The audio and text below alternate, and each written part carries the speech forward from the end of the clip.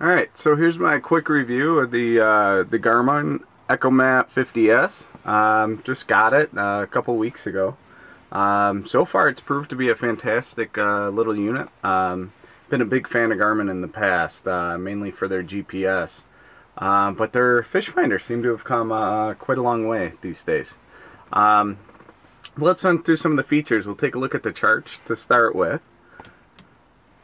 They have a couple different charts. You have a perspective 3D, which is kind of a over the head, almost like an airplane type thing. I don't really use that too much. Maybe if you're navigating in kind of tight waters. There's the Mariner 3D. This is more water level. Gives you the if you got hills on the side and whatnot. Fish 3D. This can be really cool if you're going through channels and trying to fish currents and whatnot. You could really see what the bottom contour is. Let me go back here. Where I'm doing this, there's not a whole lot of change in the bottom contour. So, and then we have the navigation chart. So I have currently up here. You could have all sorts of data bars. Another 3 down on the bottom, but I generally have my GPS speed. I always have my position up, that way if I ever need it quick, it's just right there for me. And device voltage. The voltage to me is important because quite often I'm running off a kicker motor, which doesn't put out the right amount of juice as your big motor, so it tends to save a little bit. It keeps me on the safe side so my battery don't go dead. So here's what I love about my Garmin's. It's the pan. The pan and zoom. You could take a look. Maybe you're on the phone with someone. They give you some coordinates. As you move the cursor around, gives you the coordinates that are there. It also gives you the distance, which is really nice. So, for instance, if I wanted to go right here to this marker, I can see that it's 6.33 miles away, the coordinates of it. I'm going to show you the #1 feature I think of Garmin that a lot of the other units don't have is if I go to a point like that and I hit select, it gives me options. I can create a waypoint, which all the other units, the Lowrance and Furuno and stuff like that, you actually have to create a waypoint and then you have to go through the menu and find that waypoint. So what I like about Garmin is you go to navigate to, and you go to either route to or go to. We're going to use go to. I don't really use routing here. If you have a bigger boat, you might want to use the route function, but you just hit go to, and that's it. It creates a direct line for you, tells you the distance, what time based on your speed, about you're going to arrive, the bearing to get there, and then my normal information up here. We'll zoom out a little bit. You could see our destination up here. Super great. You don't have to create a waypoint. There is no waypoint made, so I use it a lot because I'll see a specific depth or a drop off that I want to get to. And let's say I want to go right here. So to get there, I hit select, navigate to, and go to again. And there we go. It just created a new route. And that way you don't have hundreds of waypoints every time you want to point the boat to go to a certain place. The other thing is if you're using autopilots, you don't want to have a bunch of waypoints for your autopilot. So this way you can just have select to go to there, and then this tells my autopilot, okay, let's go. We'll head to whatever this point is. So let's get back out of here. This is kind of a big screen. Let me see, navigation chart. If I go to menu, to just get out of this, I go to stop navigation. Gets me back to my normal map. Now, we're just cruising along again. So we're going to go back a couple screens. So this is like the home screen here. We're going to take a look at the sonar.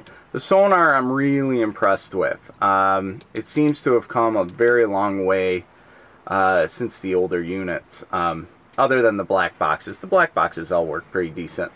But what you can see with the sonar, let me see, you have your frequencies, that this particular one's 77 and 200. You know, what do those frequencies mean? So 200 doesn't go as deep in the water column as, say, a 77, especially in salt water. But 200, you're going to get more definition, more, it'll give you a little better picture of things. The other thing is, and it depends on your transducer, but 200 kilohertz is generally a much smaller cone, right? Whereas 77 and, say, the 50s, they're nice wide cones, so you cover more area with the 77 than 200. So people sometimes think, okay, well, the 77 actually works better, but in reality, especially if you're bottom fishing, the 77 just doesn't quite cut it. It also shoots through some things. You know, this is like smaller bait fish. You'll shoot right through with the 77, whereas the 200 kilohertz, you'll actually see them up on the screen. We're going to do 200 kilohertz for now. We're going to go back to menu, the gain. It actually does a fairly decent job with the gain. As you can see, we changed the gain to automatic high. But no matter, it doesn't matter the unit, no matter what I've ever used, I've always done the gain myself. It's really important to be able to do that to get the best performance out of your unit as you can.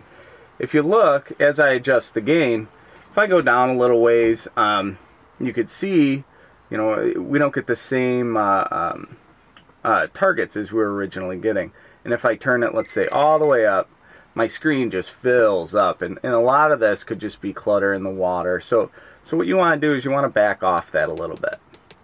And what you're trying to do is just enough so that you don't see the clutter in the screen,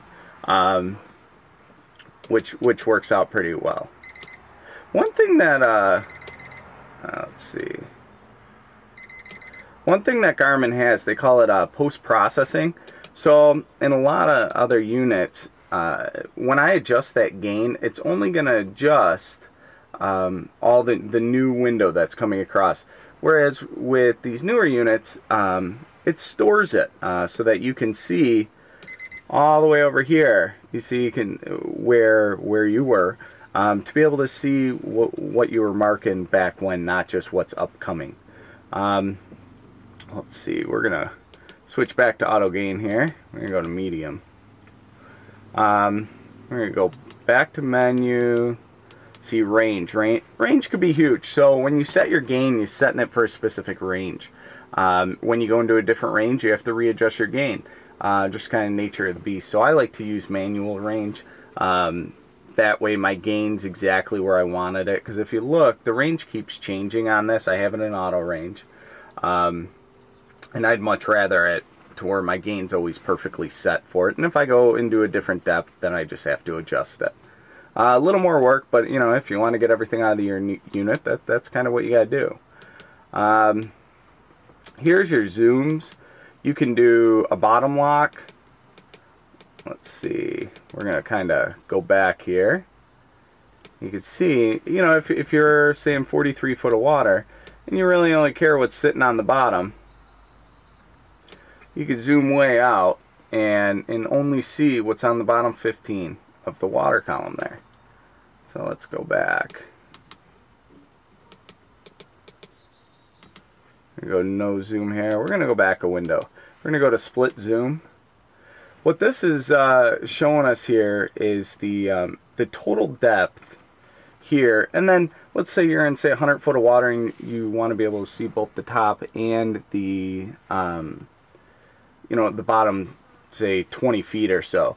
So it zooms on the bottom 20 feet on this side, and this side does from top to bottom. And you could see that the targets are showing up a little bigger over here. It's only 40 foot of water, so if we're a lot deeper, you'd notice it more. But the targets, you'd be able to see fish on the bottom easier. So let's go back a screen, split frequency. So this is where you can see the difference between 200 kilohertz and the 77 kilohertz. Let's see. You see how things are showing up much wider, much larger hooks. than you're getting over here. It's just the fish on the outside is what you're seeing. So when you have that wider cone, you get to pick up fish more to the sides. When fish are under the boat and you're going over them, you're marking them for a longer period of time also. But if you look, see, there's a lot lighter marks here, whereas you see a much better mark over on the 200 kilohertz. Let's go back again. And the flasher. So those of you that want instant display of what's underneath your boat, you could use the flasher. It's kind of old school. A lot of guys still like it. They use it a lot for ice fishing. Not that you'd use this, but it is a useful tool. Let's go back. This is a really cool feature I like. Data graphs. So when I'm running up on plane, I like to pay attention to the surface temperature, but also the depth. And you don't always want to just stare at it. You're running, you don't pay attention for say 10 minutes. You can always go back and take a look at this and see, oh wait, when there was a drop off to say, say from 50 feet to 100 feet, when I went over that drop off, the temperature dropped considerably, say 5 degrees or something. So I'd want to, in my type of fishing, I'd like to go back and check that out and see what's going on there. We're going to go back again. Sonar recordings. This will actually record some of your sonar, so you could go back and review it later. Kind of cool if you want to show your friends, what you were seeing, or go back and show around marks how things were kind of working out there. We have combo screens. Let's see. So this shows you have your navigation on top, fish finder on the bottom. Kind of squishes that fish finder on the bottom a little bit.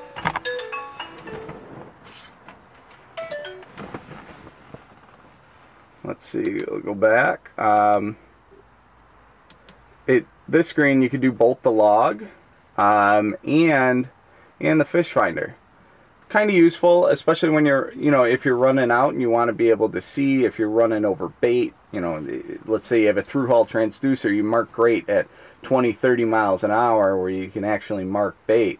Then you get to see both at once. When you are running up top, you want to make sure that while you're up there to adjust the gain, because this doesn't do a very good job at adjusting the gain at high speeds. You still want to be able to do it manually. Then they have some custom where you can pick and choose what you want to put in there. We have gauges. We just have normal numbers if you want. I have trip odometers.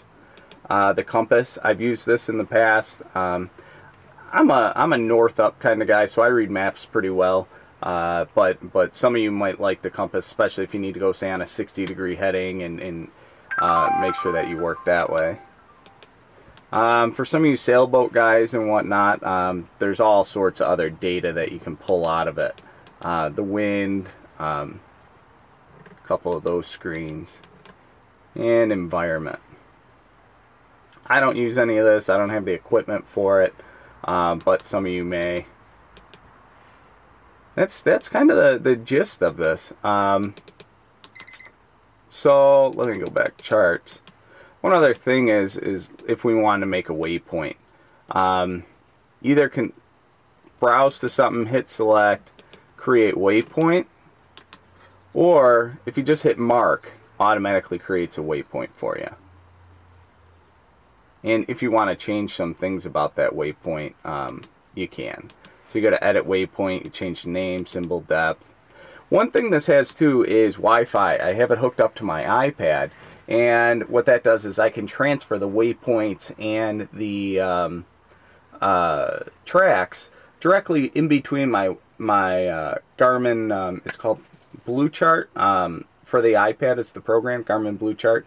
Between there and my fish finder, so when I leave the boat, I can go through, download it, go review it later if I want, or if I put new waypoints in, I'd be able to put the waypoints in at my house, come down to the fish finder and just drop them back in place.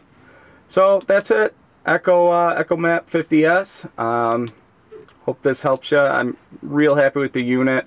All these new units, they work great. You know, the GPS in this is fantastic. It updates apparently once every, or 10 times every second, whereas before it was like once every second. I'm not sure how big of a deal that is, but Garmin have always been fantastic for GPS.